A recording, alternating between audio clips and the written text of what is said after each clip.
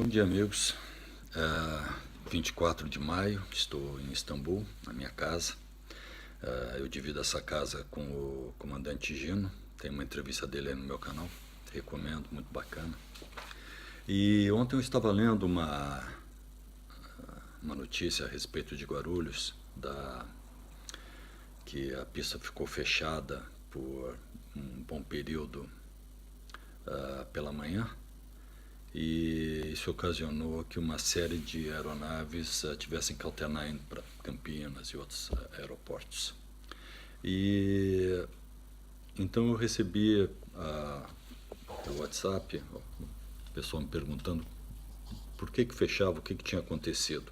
Bom, basicamente, nesse caso particular de Guarulhos, parece que finalmente botaram um trem, que isso é muito bom, mas as pessoas conseguem transformar coisas boas em ruins, porque esse trem está interferindo com a transmissão dos instrumentos de aproximação de Guarulhos. E então, como é que é isso?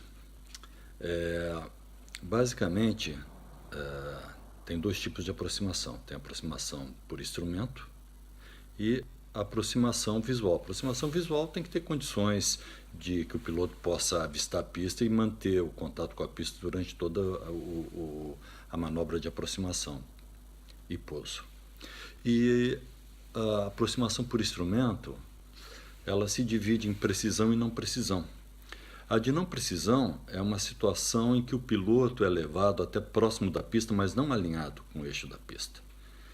E como consequência, o teto e a visibilidade tem que ser maior para que o piloto então possa manobrar e botar a aeronave alinhada com a pista e pousar.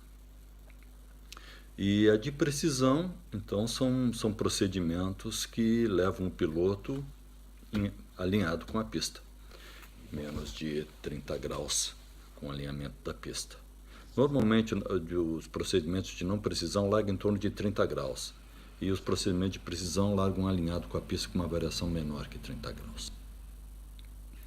E também dá uma rampa de aproximação, uma rampa de planeio, que leva então a aeronave até a cabeceira da pista, que se chama de ponto de toque, que isso aí fica em torno de 300 metros. É onde normalmente a aeronave tem que pousar, porque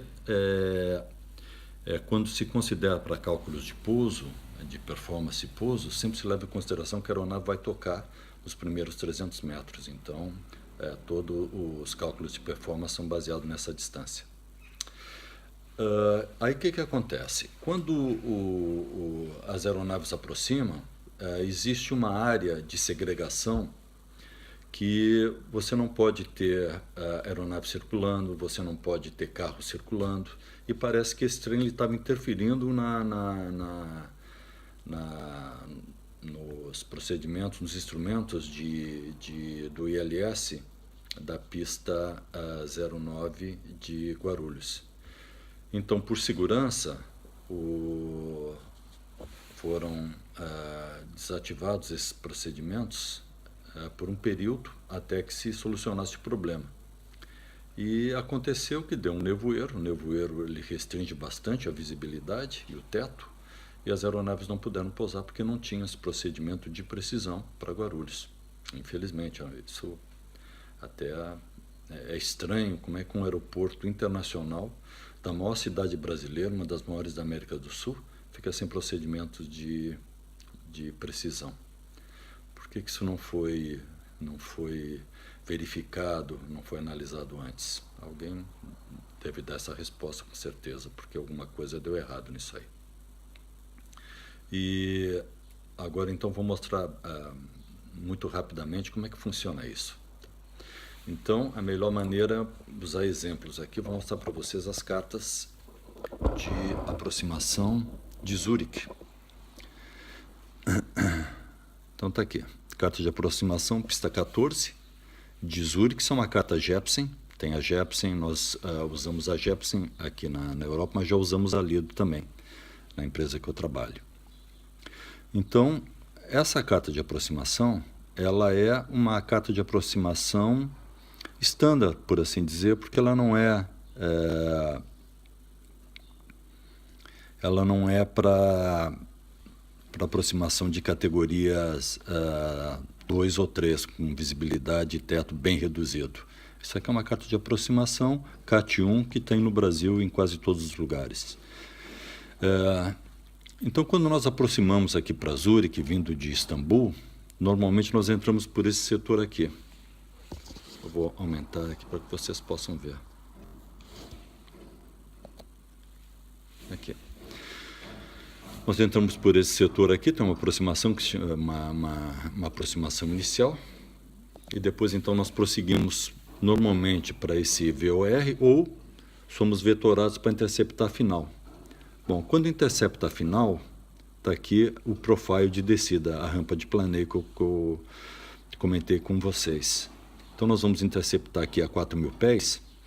Pessoal, a grosso modo, sempre que se tratar de em pés, vocês dividam por 3, e aí vai dar mais ou menos a altitude ou a distância em metros. Porque o pés é uma medida que é usada mais no sistema britânico e não no métrico. Mas ao nível do mar, você divide por 0,27. Aí, conforme você vai subindo, você pode dividir até por 0,4 metro. Mas, a grosso modo, por 3 fica fácil de calcular e, normalmente, não precisa ser preciso. Então, a 4.000 pés, você interceptaria a rampa de descida, já com a aeronave preparada e configurada, e o alinhamento da pista também. Você viria exatamente aqui no alinhamento da pista. Então, esse procedimento de categoria 1 de precisão, que vai te dar uma rampa de planeio, vai te jogar alinhado com a pista, ele te dá ele precisa de um teto mínimo de 200 pés. Aqui, e uma visibilidade de 550 metros. Então, isso é uma aproximação CAT 1 que tem no Brasil, que tem em quase todos os aeroportos do Brasil. A outra aproximação aqui de Zurique, pronto, essa aqui é a categoria 2. Então, aqui, quando você aproxima num aeródromo com categoria 2, então a visibilidade e o teto já são mais reduzidos. Mas o aeródromo ele tem que estar operando numa condição de low visibility procedures, ou seja, as aeronaves ficam mais distanciadas da pista antes de alinhar quando tem uma aeronave aproximando. Carros não podem circular numa área maior para não interferir com os instrumentos, porque é um procedimento de aproximação, de precisão, e muitas vezes é obrigatório o pouso automático em vez do pouso manual, certo? Então, aqui, essa aproximação CAT 2, que agora em alguns aeródromos no Brasil tem. Porto Alegre foi uma história, até que implantaram esse CAT 2, tiveram que aumentar a pista, botar mais luzes, porque é um processo todo que demanda para esse tipo de operação. Então, aqui você precisa de uma visibilidade de 300 metros na Europa, no Brasil são 350. E agora nós não usamos mais o altímetro altitude, agora nós usamos radioaltímetro. Nós somos guiados por altura. Então, nessa condição aqui, se o teto estiver a 100 pés e a visibilidade 300 metros, quando der visual, a aeronave vai estar mais ou menos aqui. E ela não vai enxergar a pista, ela vai enxergar as luzes de aproximação, que isso aqui são as luzes de aproximação. Ela vai enxergar as luzes de aproximação e aí depois aparecem as luzes da cabeceira da pista e depois aparecem as luzes que demarcam a lateral da pista e as luzes centrais da pista. Exatamente aqui no touchdown zone. Nesse tipo de aproximação, o pouso ele pode ser automático ou pode ser manual, porque o piloto ainda tem tempo de desconectar o piloto automático e fazer o pouso manual, porque ele tem uma noção de alinhamento e de profundidade, porque ele está conseguindo ver, né? No mínimo, nessa situação aqui, o piloto tem que ver três fileiras de luzes, ou 2 fileiras de luzes e as luzes de cabeceira da pista para prosseguir nessa situação. Essa outra condição aqui, CAT 1, CAT 3 alfa, ela já é mais restrita. Aqui o teto é de 50 pés, já fica bem mais restrito, vai ficar em torno de 17 metros o teto, e a visibilidade de 200 metros. E nessa situação, mais uma vez, dependendo da visibilidade, o piloto pode pousar manual mas é recomendável, tanto no CAT 2 quanto na CAT 3 Alpha, é recomendado que se pouse por automático, faça o pouso automático. Bom, como é que é isso de pouso automático? O piloto precisa enxergar, não precisa enxergar? O piloto precisa sempre enxergar. Mesmo que ele não tenha visibilidade, durante toda a aproximação, ele tem que estar monitorando. Ele tem que estar monitorando todos os instrumentos, ele tem que estar monitorando as mensagens da aeronave. Para que vocês tenham uma ideia, nessa aproximação, o comandante ele fica sempre olhando para fora a partir de uma determinada altura.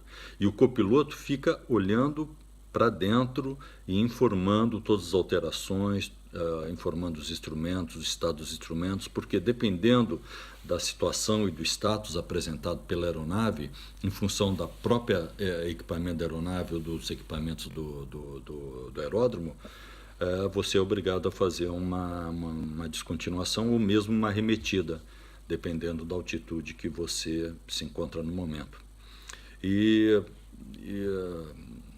Bem próximo da pista, no flare, pode acontecer de você ter que fazer uma arremetida numa situação bem crítica. Você tem 2, 3 segundos para iniciar isso, então é uma aproximação bem estressante.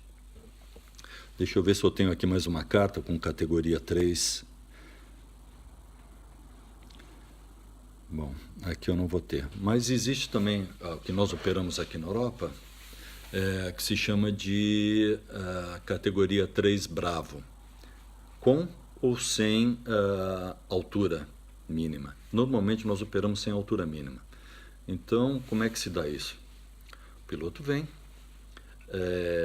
faz a aproximação, os instrumentos entram, você entra no rumo da pista, você entra no glide, na rampa de planeio e vem descendo.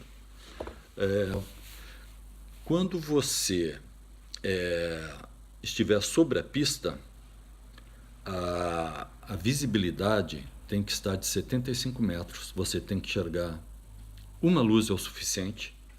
E a aeronave, então, vai arredondar, vai pedir para que você reduza os instrumentos, a potência, vai pousar, vai frear e vai parar na pista. Aí você vai desconectar o piloto automático e vai seguindo as luzes, porque a visibilidade é tão restrita que você só enxerga alguns metros à frente da aeronave.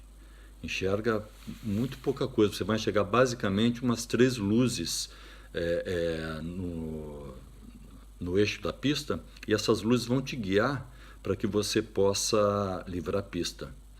E para que esse aeródromo ele possa ter esse tipo de operação, você tem que ter um radar no solo, né, que vai monitorando as aeronaves. Então, a aeronave ela tem um transmissor e um receptor, e ela envia esses sinais para a operação do aeródromo, do solo, e a torre então fica sabendo quando a aeronave livra a pista ou não, porque eles também não enxergam nada, é absolutamente tudo por instrumento. Então, é uma situação bem crítica, e é por isso que muitas vezes no Brasil não se aplica esse tipo de operação, porque o Brasil não é como a Europa. O nosso inverno ele é mais tranquilo, né? O maior problema no Brasil são épocas de nevoeiro em alguns aeródromos, né? Guarulhos é um problema. Campinas já não é problema. Campinas tem uma condição meteorológica muito melhor que Guarulhos. Bom, então é isso, pessoal. Eu infelizmente não posso fazer vídeos longos, nem sei se vou conseguir postar todo esse vídeo. E estou começando nesse canal, aí eu preciso de mais assinaturas para que eu possa aumentar um pouquinho meus vídeos. Bastante assinaturas. Tchau, obrigado.